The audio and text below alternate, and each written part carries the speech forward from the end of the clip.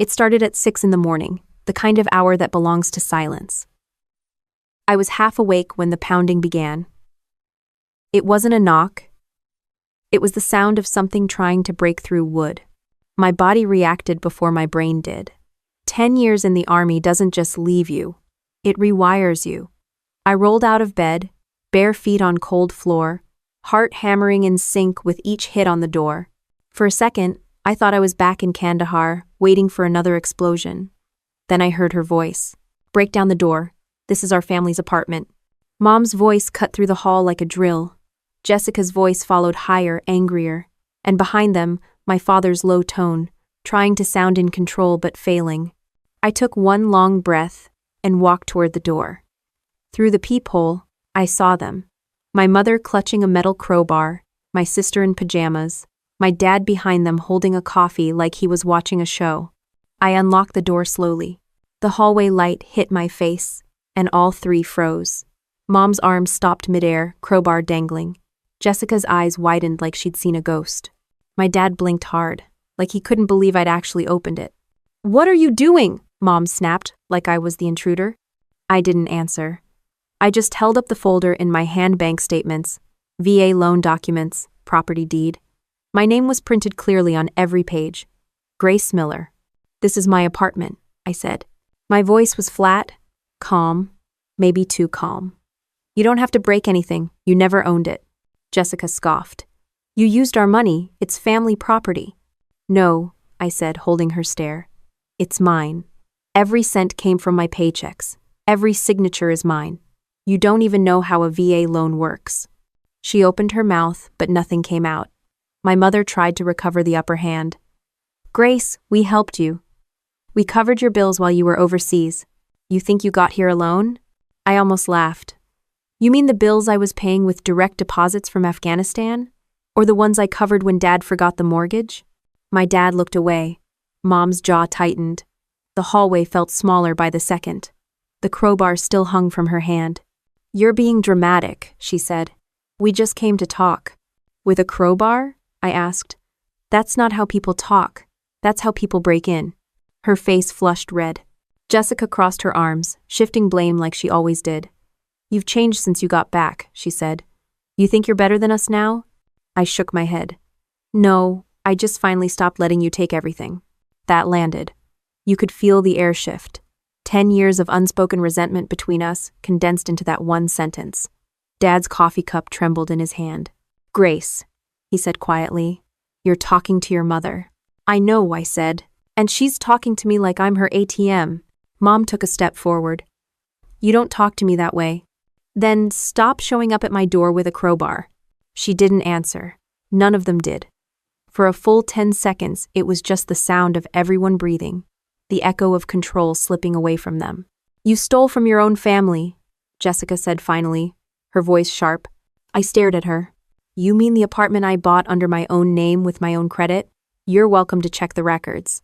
Unless you want to use that crowbar on the filing cabinet too." Mom's voice cracked. "We raised you. And I paid for everything you forgot," I said. "The car repairs, the house insurance, the credit card bills. You don't get to guilt me for paying my own way." Jessica tried a different tactic, one I'd seen before. "You're overreacting. You always twist things." "That's funny," I said. "That's exactly what you said the last time you maxed out my card by accident." The silence that followed wasn't peace.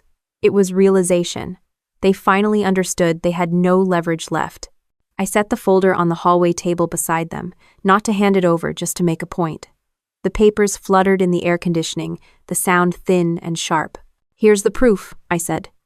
"Every payment, every signature. You can yell all you want, but the law doesn't care about family feelings."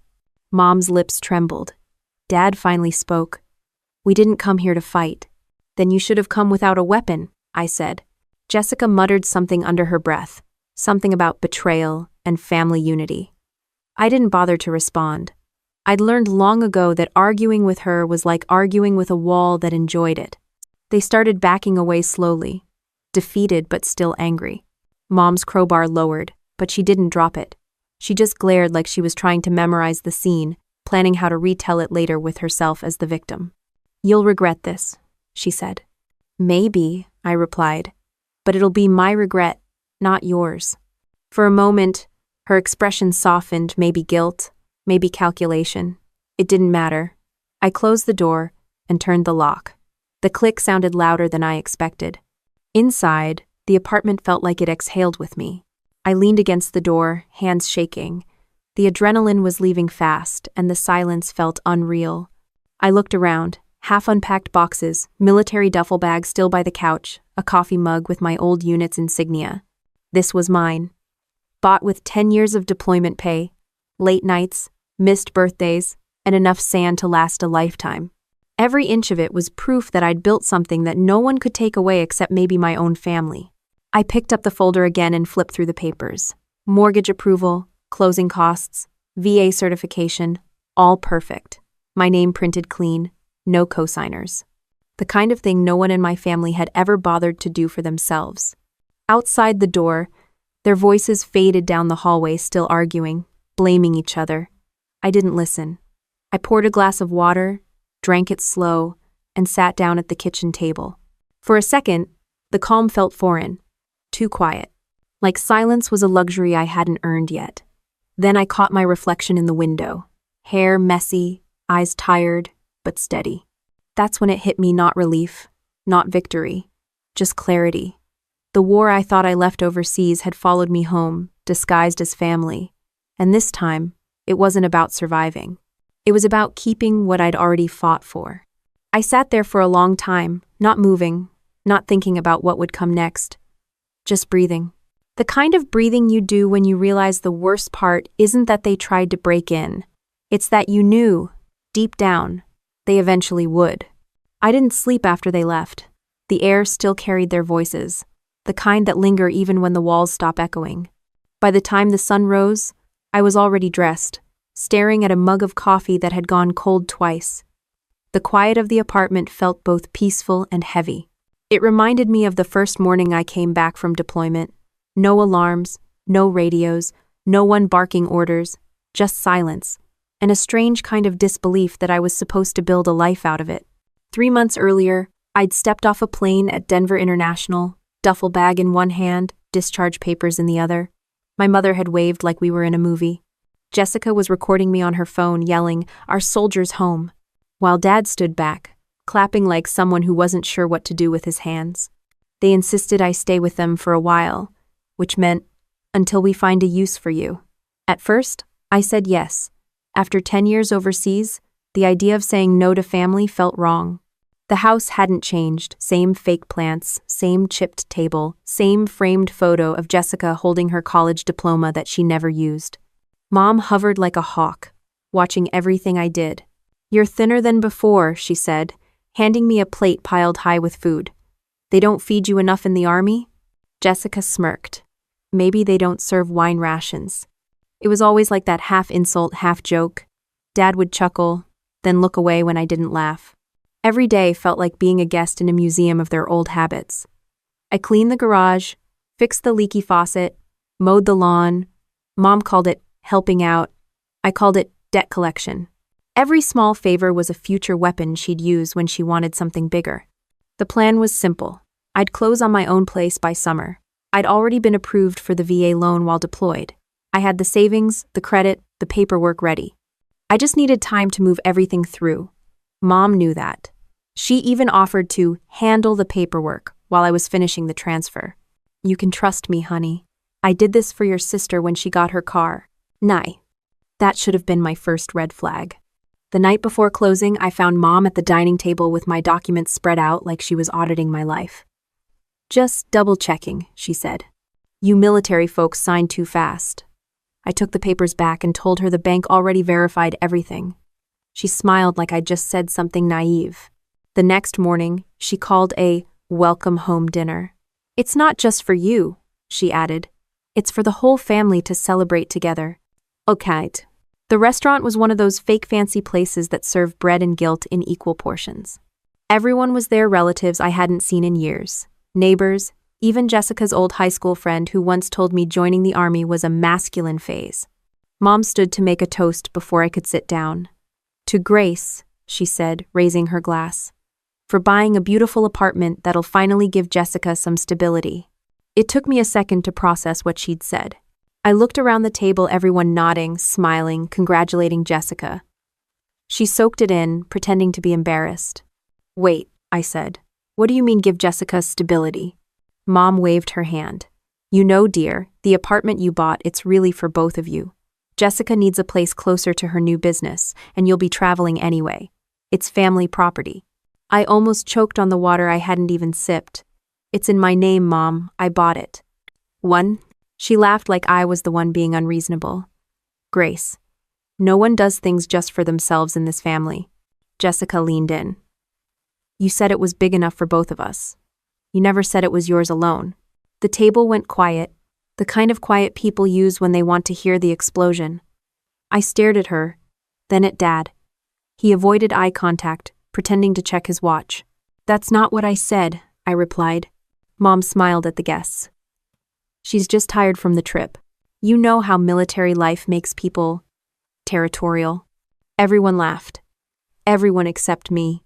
I stood up. "Enjoy the dinner." Mom's smile froze. "Grace, sit down." "No," I said, reaching for my coat. "You've had 10 years of controlling me from a distance. I'm done giving you the keys." Jessica hissed. "Don't make a scene." I looked her straight in the eye. "You already made one." When I left the restaurant, the air outside felt different, thinner, colder, cleaner. I didn't drive straight to their house. I drove to my new apartment. Boxes still stacked, curtains half hung, the smell of new paint still sharp. I changed the locks that night, not because I thought they'd actually come over, but because for the first time I knew they would. The next morning, Mom called 10 times. Then Jessica texted, "You embarrassed the whole family. You're lucky Dad didn't walk out." I didn't answer. I went to the hardware store, bought a second deadbolt, and installed it myself. Later that week, I found out Mom had already given Jessica a set of the old keys. She said it was just in case. When I confronted her over the phone, she said, "Grace, family shares things, you can't just cut us out." "Then don't break in," I said. She hung up on me. That was the last normal conversation we had before everything spiraled. The next few weeks, I kept my distance. I focused on unpacking, setting up a small home office, adjusting to civilian life. It wasn't easy. Every sound outside the door still made my pulse spike. Every loud noise brought back the same image. Crowds, alarms, the endless cycle of vigilance. Civilian life wasn't calm. It was just quieter chaos. Still, I was doing okay, until I saw the first social media post. Jessica had uploaded a photo of my apartment building. The caption read, "Grateful for my sister helping me start fresh. Family always comes first." Hundreds of likes, dozens of comments, people congratulating her. I stared at it for a full minute, feeling that same hollow burn I used to get when someone took credit for my team's work. I typed a comment, deleted it, then turned off my phone. I didn't respond. I didn't argue. I didn't post a thing. I just sat there, drinking cold coffee, looking at the locked door. And in that moment, I realized something I hadn't wanted to admit. Since the day I came home, peace was never what my family wanted for me. They wanted access. They wanted ownership. They wanted to remind me that no matter what uniform I wore, they still believed I belonged to them. The sound of my phone vibrating broke the silence. Mom again. Then Jessica. Then Dad. I didn't pick up. I just let it ring, watching their names flash across the screen one after another, like a warning I'd already ignored once. The next call wasn't from them. It was an unknown number. I didn't know it yet, but that voice would pull me into a new kind of battle, one that didn't need guns, only proof.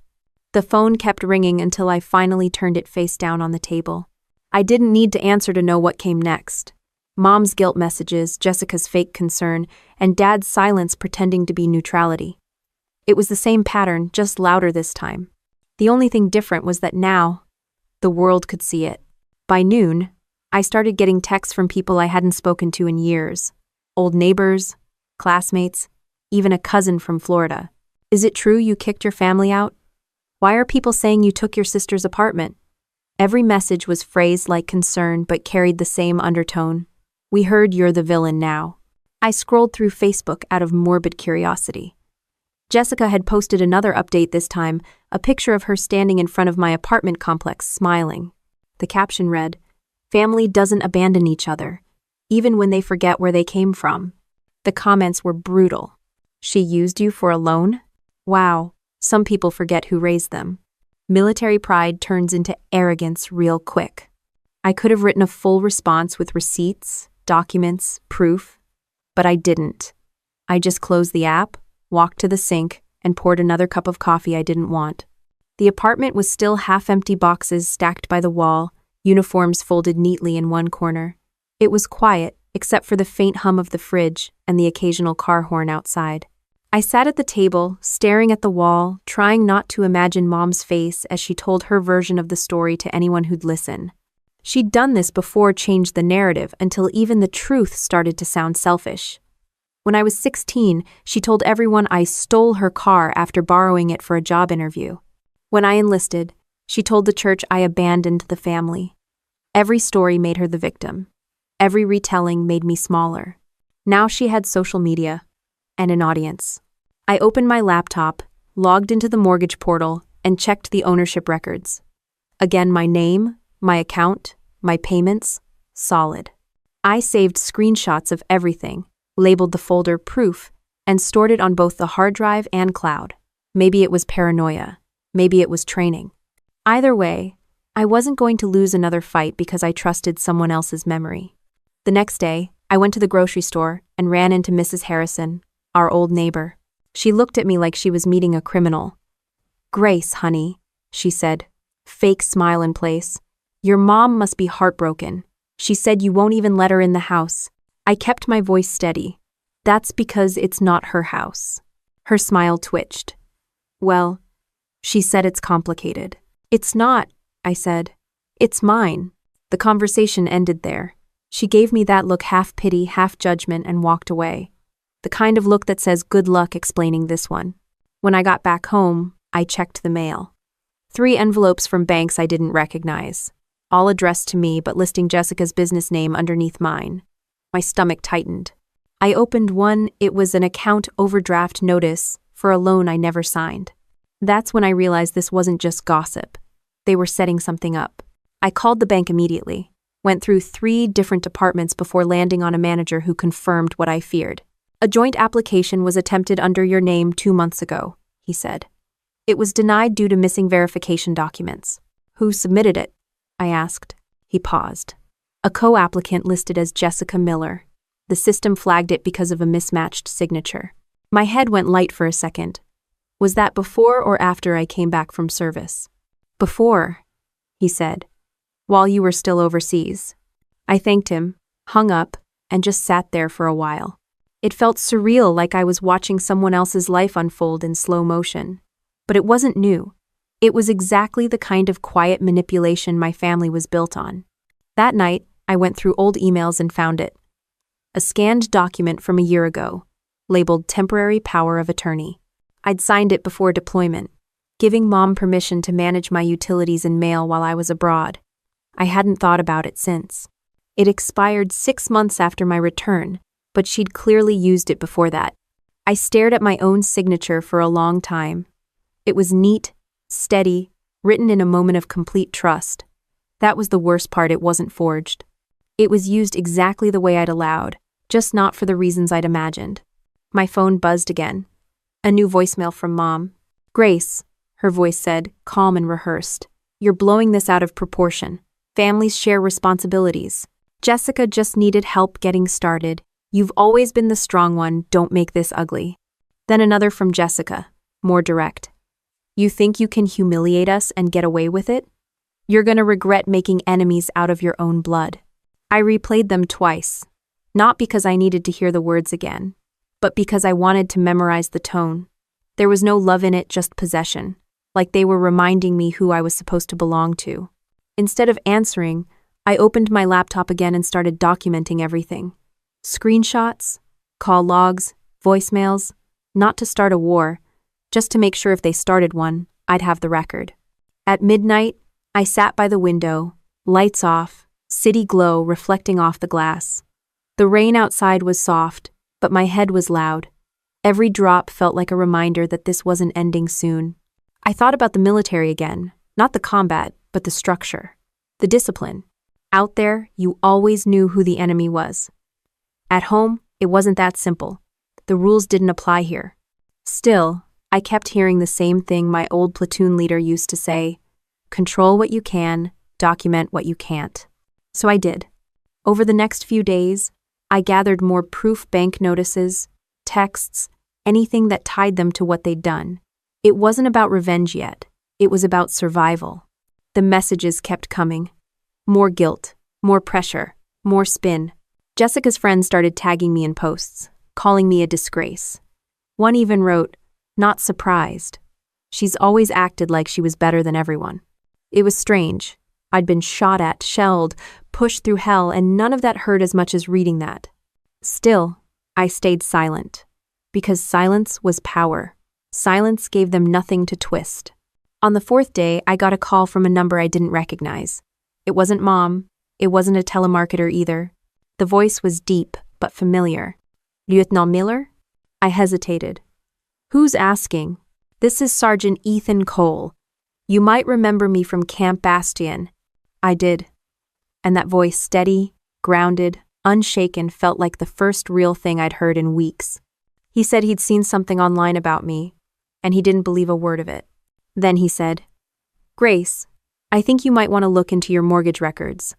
Something about a duplicate file came across my radar at the VA office." "One."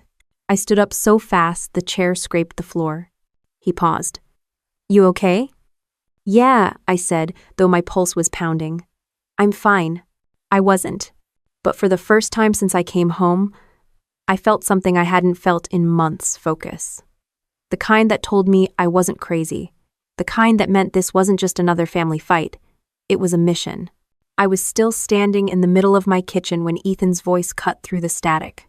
That same steady tone I remembered from years ago, when we were both too young to understand what war really did to people. Back then, his voice meant safety. Now, it meant something else: verification. "I came across your name in an internal review," he said. "Routine stuff. There's a note tied to a power of attorney form, looks like it was activated and used while you were deployed." I gripped the phone tighter.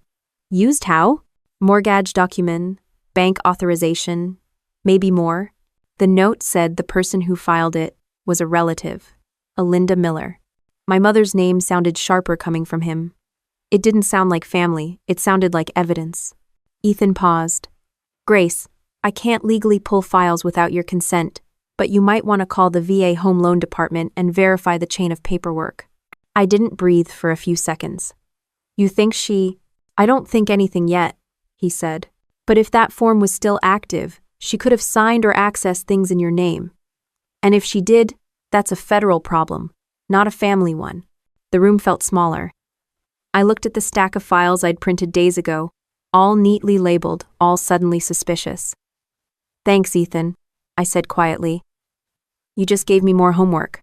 He laughed. "Better you handle it than let them handle you. You remember what we used to say: trust, but verify." I hung up and immediately opened my laptop. The government portal felt familiar, clinical, and slow. Every click brought up another form, another layer of bureaucratic mud. I scrolled until I saw it. Power of attorney, active status, extended by request, signed January 9th, 2023. Extended by request. That was 3 months before I came home. I hadn't requested anything. My hand started trembling. Not fear, not yet. Just fury layered over disbelief. I checked the authorization signature. The date matched the week my mother mailed me a care package with blank forms, saying the bank needed updates for tax purposes. I'd signed the top half of one form and sent it back, trusting her to fill in the rest. She hadn't filled it in. She'd kept it, used it. I didn't realize I'd been pacing until my knee hit the table. The sound jolted me back.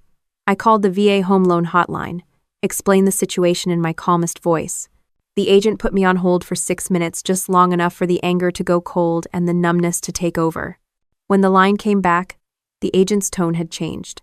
"Yes, Miss Miller.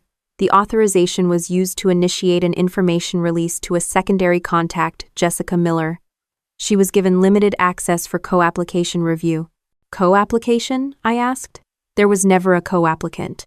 It appears there was an attempt, the agent said carefully, but the file was flagged for inconsistency before approval. The call ended, and I stood in silence, phone pressed to my chest. My mother and sister had tried to use my service status to get access to the loan. They didn't just lie, they tried to reassign my property before I even came home. I walked to the window. The view was nothing special, just the same Denver skyline, gray and cold, but right then it looked like a battlefield. Not because of the view, but because I realized every person on the other side of that glass could walk by and have no idea what kind of war was happening in the apartment behind it. I called Ethan back. "You were right," I said. "They used it." He was quiet for a beat. "Grace, listen to me. Don't confront them yet. Get a statement from the bank, secure your documents, lock down your credit, then call a Veterans Legal Center. They deal with this kind of fraud all the time." Andrew Falls. "I don't want to press charges," I said automatically. He chuckled dryly. "You're not pressing charges. You're defending yourself." That sentence stuck. By evening, I'd gathered everything: emails, letters, even the envelope from the so-called care package. I laid it all out on the table, like evidence from an investigation. If this had been a mission, I would have been detached, methodical, calm, but this wasn't combat, it was personal. Every paper I picked up had my mother's handwriting on it. Every line looked like another piece of my trust she'd stolen. The worst part wasn't the fraud. It was realizing how easily I'd believed her. That night, I got another voicemail from her. "Grace, your sister's business is in trouble. She just needs collateral for a few months. Stop acting like we're enemies. Family helps family." I didn't delete it. I saved it in the same folder as the paperwork. Around midnight, Ethan texted, "You holding up?" I replied, "I've been through worse. Just didn't think it would wear my last name." He sent back a single message. "Good soldiers don't let emotional targets cloud their aim." I laughed quietly. The man still talked like we were on deployment, but he was right. The trick now was to stay strategic. So the next morning, I drove to the bank in person. The manager looked nervous the second I handed her the authorization notice. "You understand," she said. "We assumed the family member had your consent." "They didn't," I said. "And I have proof." She copied everything, nodded quickly, and said the branch would escalate it to their fraud department. I walked out feeling lighter, but only slightly. As I stepped into the parking lot, I spotted my reflection in the car window, hair tied back, eyes sharp, posture straight. I looked like a soldier again, just without the uniform. Back home, the voicemail light on my phone blinked red. 3 new messages. The first was Mom. "You went to the bank? How dare you make us look like criminals?" The second was Dad, voice low and disappointed. "You could have just talked to us, Grace. You didn't have to involve outsiders." The third was Jessica. "Wow, you really think you're some kind of hero, don't you? Guess being a soldier gives you the right to treat your family like suspects." I didn't respond to any of them. I just turned the volume down and let the messages play out in silence. Later that night, Ethan called again. "You okay?" Define okay. "Not in jail, not bleeding, still have your house?" "Then yeah," I said. "Better than most weeks." He chuckled softly. "You know, I've seen people lose everything over less, but you—" He paused. "You sound like someone who's finally done letting things slide." I leaned back in the chair, looking around my apartment. The folders, the papers, the evidence, it all looked sterile, detached. But underneath it was something raw. "I am done," I said. Not angry, just done. Ethan didn't say anything for a while. Then, "Good. That's when people start winning." We said goodnight, and I hung up. The apartment was dark except for the desk lamp. I turned it off and sat in the quiet, listening to the hum of the refrigerator. For the first time in months, I didn't feel defensive. I didn't feel like a victim or a soldier waiting for orders. I just felt aware. That's the thing about betrayal, it doesn't always explode. Sometimes it's quiet. Sometimes it signs your name in blue ink while you're halfway across the world. And sometimes it gives you exactly what you need to finally fight back with proof, not pity. The smell of roasted chicken hit me the second I walked through their door. It was the same smell from every forced family gathering we ever had: too much garlic, too much guilt. The table was already set when I got there. Mom had even lit candles, the same kind she used when she wanted to pretend everything was fine. "Grace, you made it," she said, tone rehearsed, smile stretched thin. "Would have been weird to skip the family intervention," I said, hanging my jacket over a chair. Dad's head lifted just enough to make eye contact before going back to his phone. Jessica sat opposite him, wearing a smirk that could curdle milk. Mom poured wine. "Let's not start with that attitude. We're here to talk things through like adults." "Sure," I said. "Adults with legal representation, right?" Her hand froze mid-pour. Jessica's eyes rolled so hard I thought she might sprain something. "Always dramatic," she muttered. I sat down. The candles flickered between us like an invisible line of fire. For a second, no one said anything. The silence was thick, like everyone was waiting for someone else to pull the pin. Then Mom cleared her throat. "Your sister's been under a lot of stress lately. Her business is struggling, and she's been feeling abandoned. We just want to find a solution that helps everyone." I nodded slowly. "So, this dinner's not about reconciliation. It's about the apartment again." Dad put down his phone, finally joining in. "It's not that simple, Grace. The family's name is tied to that place. If Jessica can use it as collateral for a short-term loan, everyone wins." I leaned back. "Everyone except me." Mom sighed, like she was talking to a stubborn child. "You're not using the equity. It's just sitting there. Why not let it do some good?" "Because it's mine," I said evenly. Jessica laughed. "You act like you built it with your bare hands." I met her gaze. "I kind of did. 10 years of service. 10 years of hazard pay, combat zones, and not dying. Every payment came from that. And quote." She crossed her arms. "You wouldn't even have qualified for that loan if Mom hadn't handled the paperwork. She took care of everything." "Oh, I know she did," I said, sliding a folder onto the table. Mom's smile faltered. "What's that?" "Proof," I said, opening it. "Every transaction, every deposit, every transfer under my name. The VA confirmation, the mortgage receipt, and the letter from the bank verifying the fraud attempt made by you and Jessica." "How?" The sound of paper against wood filled the silence. Jessica's smirk vanished. "You went through my business records?" "I didn't have to. The bank called me," I said. "They flagged your loan application when you tried to attach my property as collateral." Mom's voice rose an octave. "Grace, we didn't try anything. It was just a misunderstanding. You know how confusing those forms can be." "Not confusing enough to fake my signature," I said quietly. Dad's jaw clenched. "That's a serious accusation." I leaned forward. "It's not an accusation if it's true." The room went dead still. The only sound was the faint buzz from the ceiling light. Mom's face went pale, then hardened into that mask I'd seen all my life, the one she used when she decided to rewrite reality. "You think this makes you better than us?" Jessica said, trying to regain her footing. "You think because you served in the military, you get to talk to us like we're criminals?" I stared at her. "No. I talk to you like someone who's finally not afraid to tell the truth." She laughed once, bitter. "You've always needed a villain to feel like the hero." I smiled faintly. "Then stop volunteering for the role." That hit her. Her face flushed red, and she slammed her hand on the table. "You've ruined this family." "No," I said, still calm. "You did that when you decided stealing from me was easier than building something of your own." Mom shot up from her chair. "Enough! We are your parents. You don't speak to us like this." I met her eyes. "That's the problem, I never spoke. I let you talk for me my whole life." She froze. The power dynamic shifted right there, in that breath of silence where she realized I wasn't stepping down this time. Dad cleared his throat. "Grace, your sister made mistakes. We all did. But families fix things privately." "Privately?" I said. "You went public first. You turned it into a circus online, told everyone I was unstable.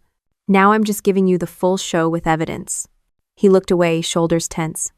Mom reached out, her voice suddenly soft. "We didn't mean for it to go this far. We just wanted you to help us." "I have," I said. "For a decade," Jessica muttered.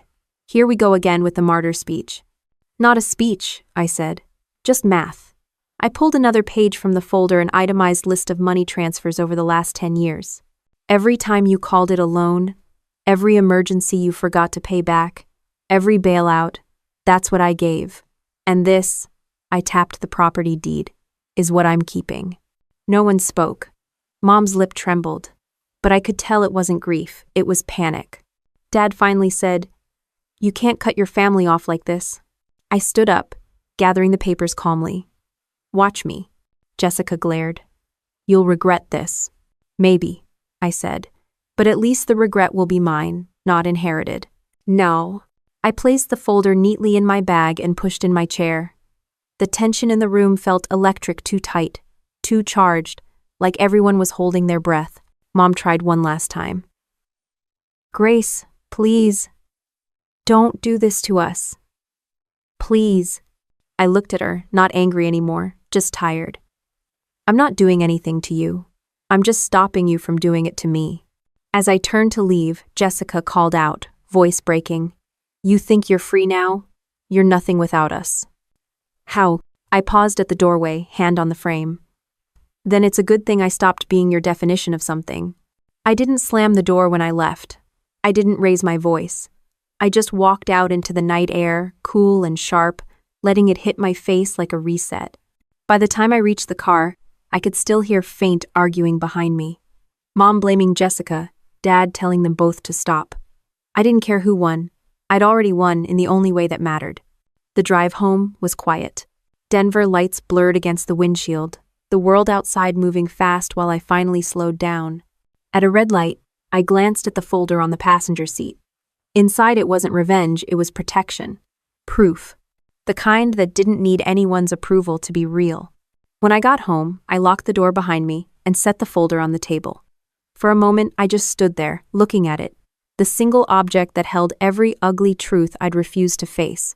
I didn't feel victorious.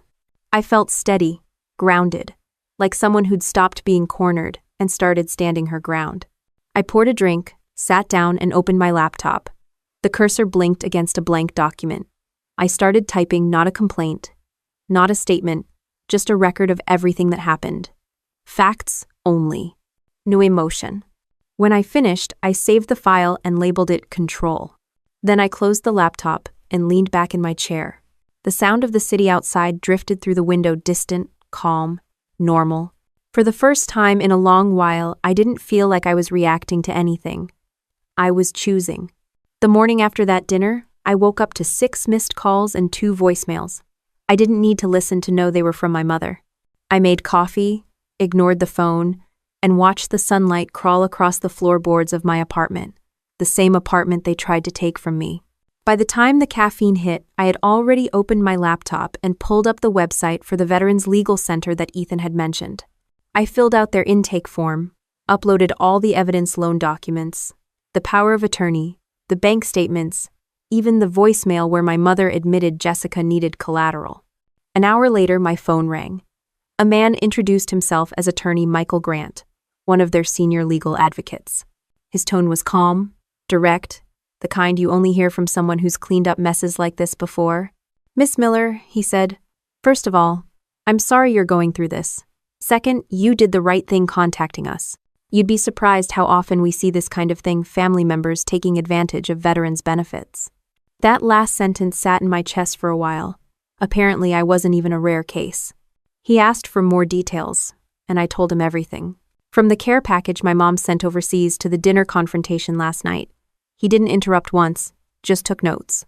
When I finished, he said, "The power of attorney expired the moment you were back in the US, but they acted on it after that. That's misrepresentation, and it crosses into criminal territory if they submitted financial documents under your name." I took a long breath. "So what happens now?" "First, we verify your title. Then we file a fraud alert with the bank to lock the property. After that, we'll contact the VA to flag any unauthorized use of your benefits. If they push back legally, we'll handle it." It felt strange hearing someone say, "We'll handle it," and actually mean it. He emailed me a checklist within minutes, clear, organized, military precision level. I followed every step. Printed statements, notarized copies, scanned everything into folders. I even labeled them like mission files. Phase 1, ownership. Phase 2, legal containment. By afternoon, I was sitting in his downtown office with a cup of burnt coffee and a thick folder on the table between us. He flipped through the papers, nodding occasionally. "This is strong," he said. They won't win this. Not with this level of documentation. Winning isn't the goal, I said. I just want them out of my life and out of my finances. He smiled slightly. That's usually how winning starts. When I got home that evening, the apartment felt different. Not peaceful, exactly, more like fortified. Every lock, every piece of paper, every backup file was another wall between me and the chaos I'd grown up in. Then the phone rang again. Mom, I let it go to voicemail. Her voice was shaky, the tone of someone performing sorrow. Grace, honey, we didn't mean to upset you. Your sister's business just needed help. You've always been the responsible one. Please, don't make this harder than it has to be. I deleted it without listening to the rest. 5 minutes later, another message. This time from Jessica. Wow, you really called a lawyer? You're insane. You're going to destroy this family over paperwork. I didn't reply to her either, but I did open my notebook and write down every word they said. Every voicemail became evidence. 2 days later, Michael called. Good news. The bank confirmed full ownership in your name. The fraudulent co-application attempt has been recorded and closed. They'll be sending a written statement. He paused before continuing. And one more thing, the VA has launched a review of the misuse of your power of attorney. That means if your family tries anything again, it'll trigger a federal audit. I didn't even realize I'd been holding my breath until I exhaled. For the first time, the fear started to lift. I wasn't hiding behind paperwork anymore. I was protected by it. That evening, I sat by the window with a beer and watched the sun drop behind the city skyline. My phone buzzed again, another voicemail from my dad this time. You made your point, his voice said. Now fix this before it gets worse. I laughed out loud. They still didn't get it. Fixing things was never the problem. Being expected to fix their mistakes was. I took a long drink, then opened my laptop and drafted an email to Michael. They're contacting me again. What should I do? His reply came back in 5 minutes. Do nothing. They're reacting because they've lost control. That's not your responsibility. That sentence hit harder than I expected. They've lost control. For years, that was the balance, me working, them taking. Me apologizing, them rewriting the story. And now, the dynamic had shifted. That night, I slept for the first time in weeks without waking up to imaginary footsteps or phantom knocking. By morning, my phone was full of messages again. Mom threatening to go to court. Jessica posting cryptic updates about betrayal from within. It would have been funny if it weren't so predictable. Instead of replying, I drove to the Veterans Legal Center to drop off the finalized documents. The receptionist, a woman around my age wearing a U.S. Army pin, smiled when she saw my file. You're Grace Miller? Yeah. She nodded. I've heard your case. You'd be surprised how many of these start with a family dinner. That made me laugh. Yeah, well, mine came with candles. She smiled knowingly. Then you're lucky you walked away with the paperwork instead of a police report. Back home, I cleaned the apartment not because it was dirty, but because it felt good to move. The motions helped settle the noise in my head. By evening, the quiet felt earned. I cooked a simple dinner, turned on some music, and sat at the table where the chaos had started days ago. The folder still sat there, a silent reminder that survival didn't always come from strength. It came from documentation, boundaries, and the decision to stop letting people rewrite your life. When the phone rang again, I answered this time. It was Ethan. You sound better, he said. I am, I replied. The paperwork came through. The apartment's officially mine again. He chuckled. Told you, paper cuts make the best revenge. I smiled. Yeah. Who knew justice came in triplicate copies? He paused. So what now? I don't know, I said honestly. Maybe I start living like this place isn't a battlefield. That's the spirit, he said. And Grace, don't feel bad for winning. You earned peace. You don't have to apologize for keeping it. After the call ended, I looked around the room. Everything was quiet, the kind of quiet I used to crave, the kind that once felt impossible. I picked up the folder, slid it into a drawer, and locked it. Not to hide it, but to close the chapter properly. The last light of sunset bled through the blinds, landing on the framed certificate above my desk, Department of Veterans Affairs. Honorable Service Recognition. It used to feel like a reminder of duty. Now, it felt like proof that I'd survived more than one kind of war. I poured another glass of wine and sat down, letting the city hum outside my window. It was strange how peace could feel so heavy and so light at the same time.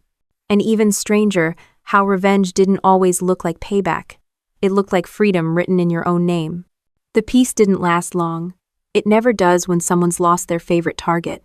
3 days after the legal confirmation, I woke up to chaos, not from my family directly this time, but from my phone. Notifications were piling up faster than I could clear them. Texts, missed calls, screenshots from friends. Jessica had gone public again. She'd posted a long message on Facebook with a selfie in front of a courthouse like she was auditioning for a reality show called Victim of the Year. Her caption read, "Sometimes family turns their back on you for money, but blood means everything, and I'll never stop fighting for what's rightfully ours." She tagged Mom and Dad. Within minutes, the comments section looked like a mob. "You deserve better. How could your sister do that to you? She must have changed after the military." One comment stood out from a distant relative. "People like that forget who raised them. Karma will handle it." I didn't reply. I just set the phone face down and stared at the ceiling. I'd fought in a war where people shot at you directly. At least that was honest. This was cowardice in digital form. The phone buzzed again, Mom calling. I ignored it. Then again. On the 4th call, I answered. "Grace," she said immediately, voice trembling. "You've humiliated your sister. She's devastated." "Then maybe she should stop lying online," I said. Mom gasped like I'd just cursed at God. "You're so cruel now. What happened to you? You used to care about family." "I still do," I said. "Just not about people who treat me like their retirement plan." "Oh?" Her tone shifted fast from fragile to furious. "You think this makes you a good person, dragging your family through the mud? You should be ashamed." "I haven't said a word publicly," I reminded her. "Exactly," she said sharply. "Your silence makes us look guilty. You're punishing us with it." That was the line that almost made me laugh. Silence, my last defense, had now become another thing they could weaponize. I ended the call. She left a voicemail anyway, the kind that started with tears and ended with threats about lawyers and forgiveness running out. Later that afternoon, my dad showed up outside my apartment building. No call, no warning, just standing there by the gate in his work jacket, holding a coffee like it was a peace offering. "Can we talk?" he asked when I walked out. "Depends," I said. "Are you here as dad or as their messenger?" A looked down, embarrassed. "You think we wanted this? You think your mother likes fighting with you?" "She likes winning," I said. He sighed. "You're stubborn. Always were. She's scared, Grace. She's never handled being powerless well." I folded my arms. "Then she should stop trying to control people who don't belong to her." He rubbed the bridge of his nose. "You're not innocent either. You could have handled this quietly." "She used my signature to commit financial fraud, Dad. That's not quietly material." "How?" He didn't answer. We stood in silence for a while, the city noise filling the gaps between us. Finally, he said, "You know your sister's business is going under. She's drowning. Maybe you can—" "No," I cut in. "I've already saved this family enough times. They're free to sink without me." He frowned.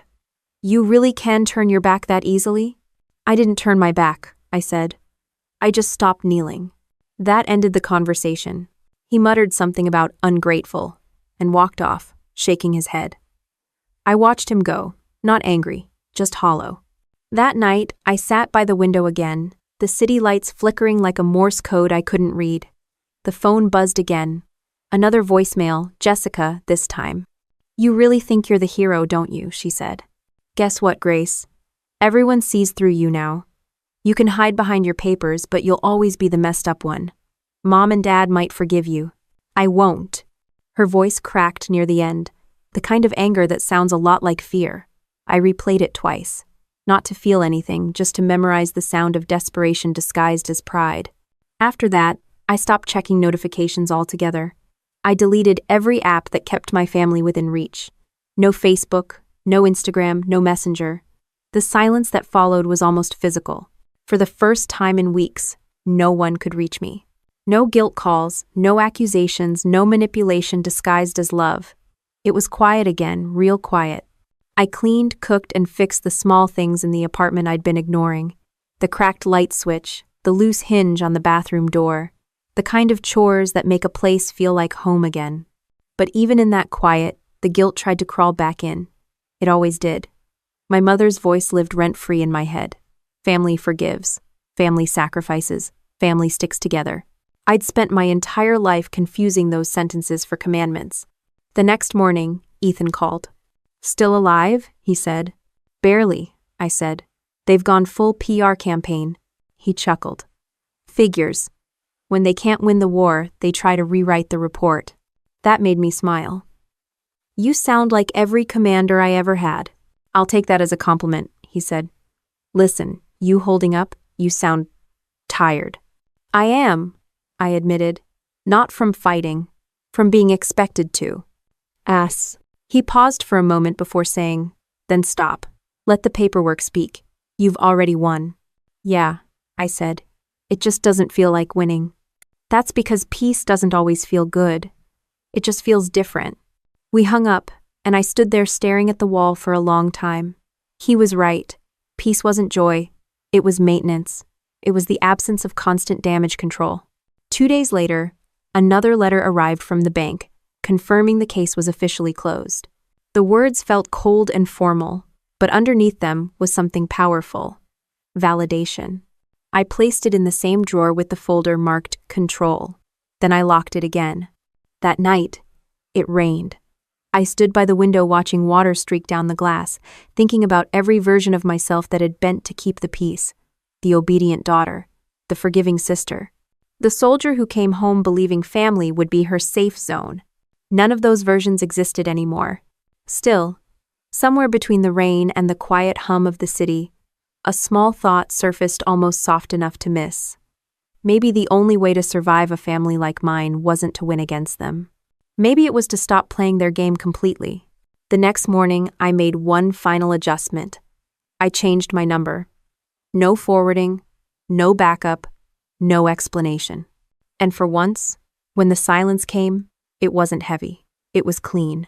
I made coffee, sat on the couch, and let the quiet stretch out as far as it wanted. The world outside moved on cars, rain, people. But inside, everything finally stopped feeling like a battlefield. And in that stillness, something new began forming, not revenge, not victory, just the calm realization that control didn't have to be loud to exist. The next week came with paperwork instead of panic. The kind that didn't demand my energy, just my signature. It was almost peaceful. The folder from the Veterans Legal Center sat open on the table, a neat stack of letters and verification forms. Everything was official now. The bank, the VA, even the city housing office had confirmed it. The apartment belonged to me, exclusively and permanently. I didn't celebrate. I just sat there, reading the same line twice. All prior co-application attempts were deemed fraudulent and have been closed. 10 simple words that rewrote 10 years of imbalance. Later that day, I went downtown to meet with Michael, my attorney. The waiting room was quiet, filled with other veterans, each holding their own pile of evidence against something: a bad landlord, an unfair employer, a broken system. For once, I wasn't the one waiting for help. I was finalizing an ending. When Michael called me in, he looked genuinely pleased. "Grace, congratulations," he said. "The VA flagged the power of attorney misuse as a confirmed violation. They've issued a permanent restriction against your mother and sister accessing any of your benefits or records." "Permanent?" I asked. He nodded. "As in, forever. You're fully cleared, and your file is locked down tighter than Fort Knox." I smiled faintly. "Guess I'm finally the one with security clearance again." He chuckled. "You'd be surprised how rare this kind of closure is. Most people don't fight back. They just give in." "I almost did," I admitted, "but then they brought a crowbar." Michael laughed quietly. "That'll do it." We went over the final paperwork, and I signed the release forms. Each stroke of the pen felt like a small exorcism. I wasn't angry anymore. Anger requires energy, and I'd given them enough of that already. What I felt now was simpler resolve. When I left the building, the autumn air hit different.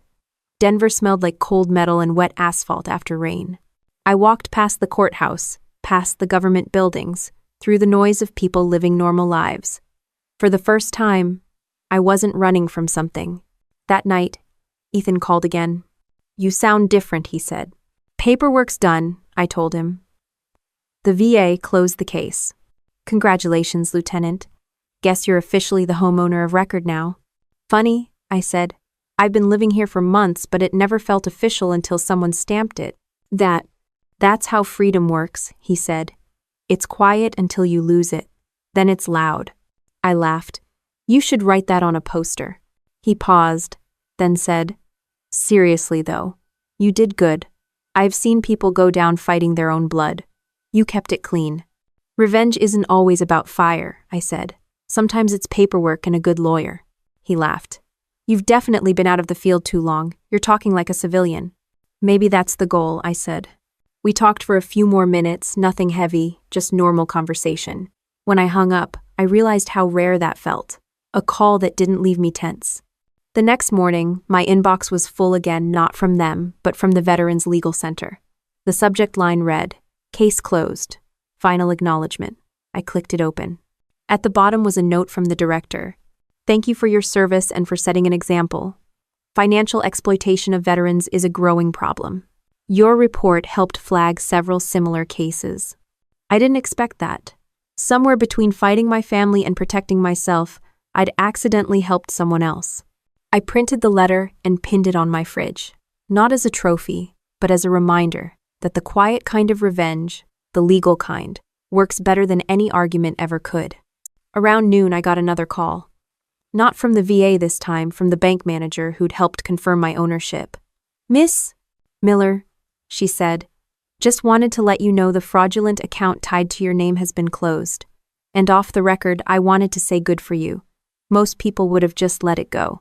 I thanked her and hung up, then stood in my kitchen for a while, letting the stillness settle. It felt different now, not like isolation, but like ownership. My space, my silence, my rules. That evening, I received one last email from Jessica. No subject line, just 2 sentences. You've destroyed our family's reputation. Hope you're proud. I didn't reply. There was nothing left to say. I archived it and moved on. Outside, the city was glowing under a thin layer of fog. I stepped onto the balcony, breathing in the cold air. The lights blurred like smudged paint across the skyline. Somewhere below, sirens wailed, faint and distant, the sound of other people's emergencies. Mine were over. I looked at the locked door behind me and thought about how everything had started there.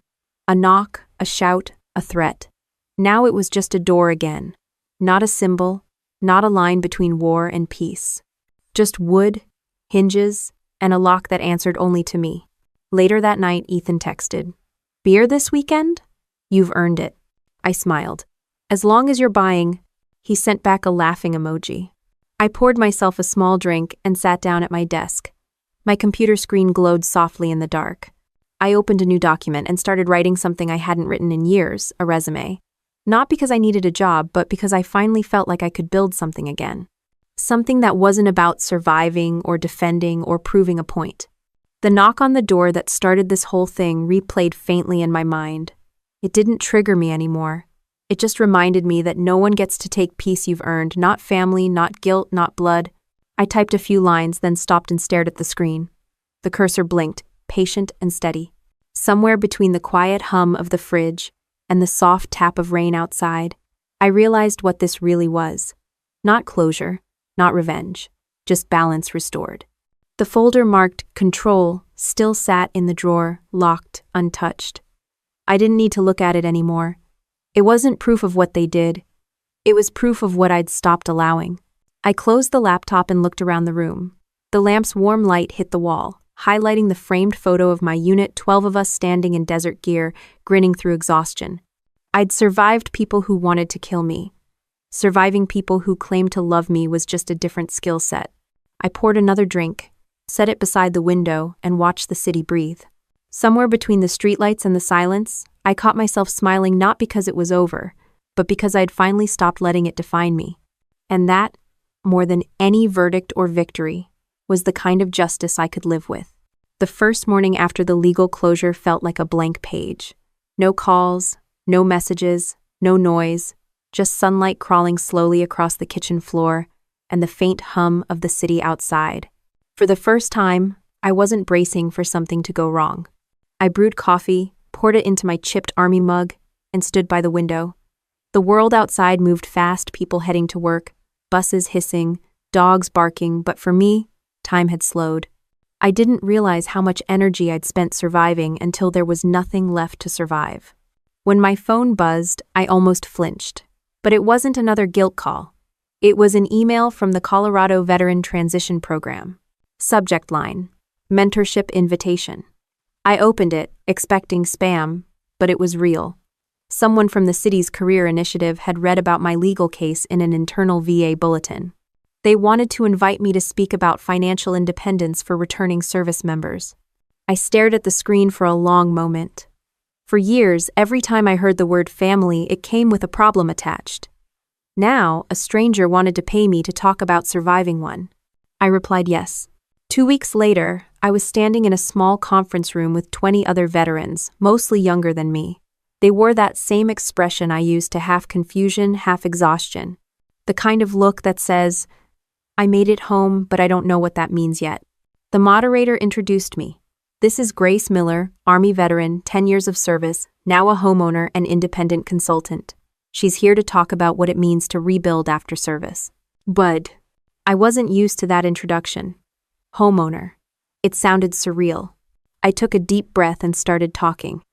Not with speeches or advice, just stories. About the loan process. About people who smile while taking from you. About the quiet strength it takes to say no to those you love.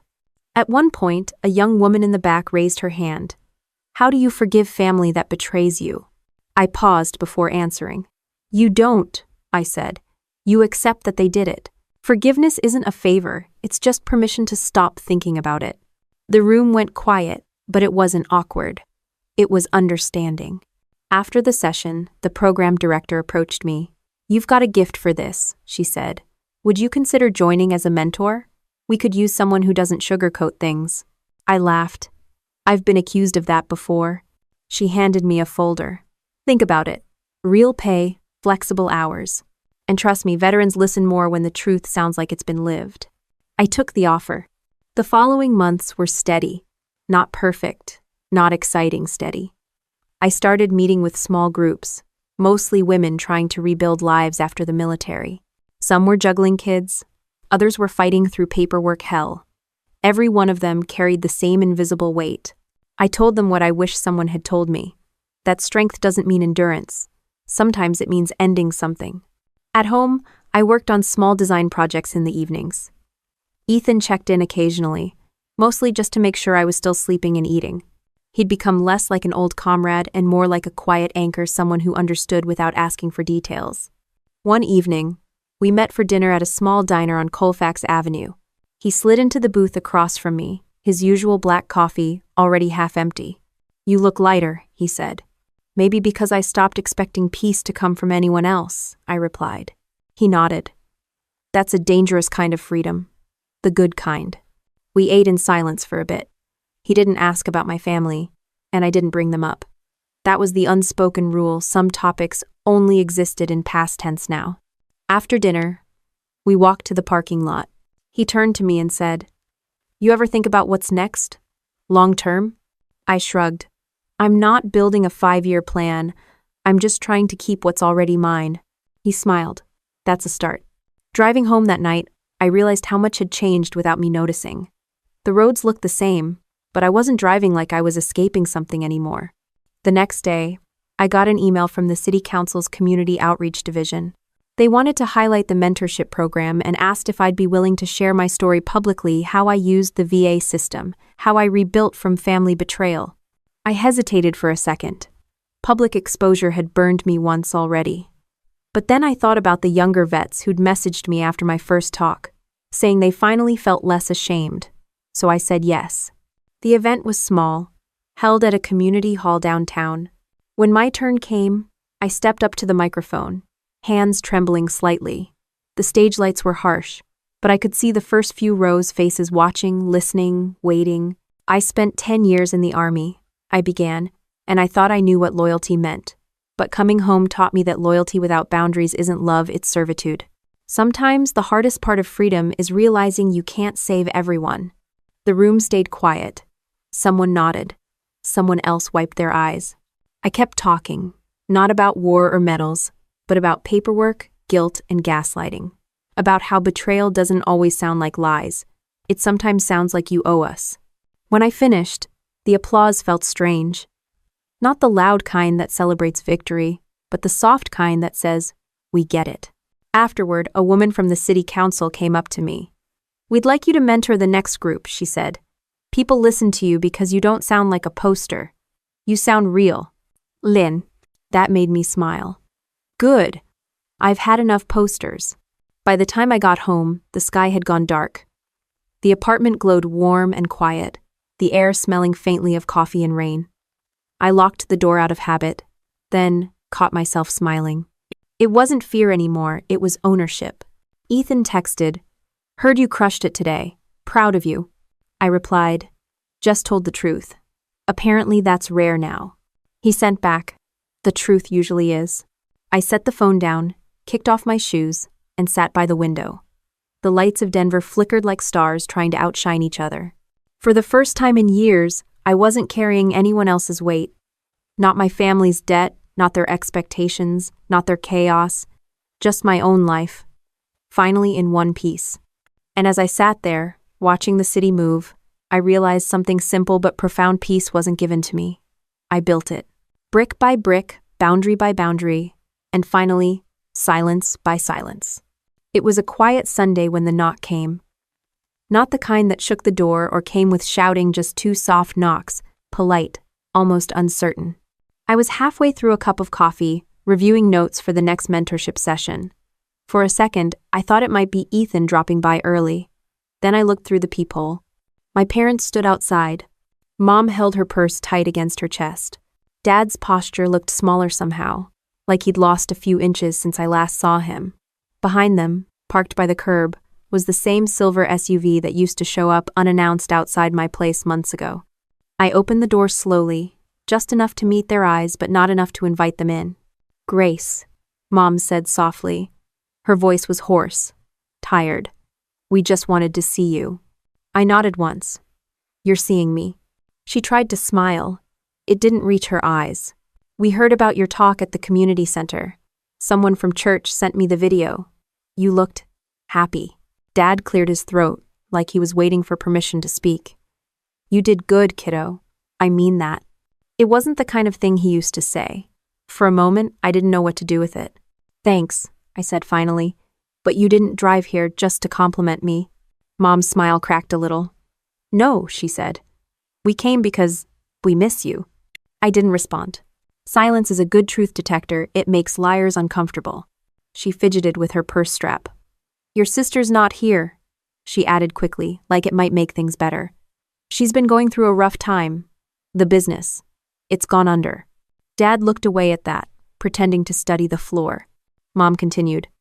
"She's not the same without you, Grace. None of us are. We just thought maybe we could start over." The words hung there like fragile glass. I let them sit for a long moment before I answered. "Start over?" I asked. "Does that mean we forget what happened? The lies, the fake documents, the way you all treated me when I refused to hand over my home?" Mom's eyes filled with tears instantly. "We made mistakes. We were desperate. Families do desperate things." "Families," I said quietly, "don't forge each other's signatures." She flinched.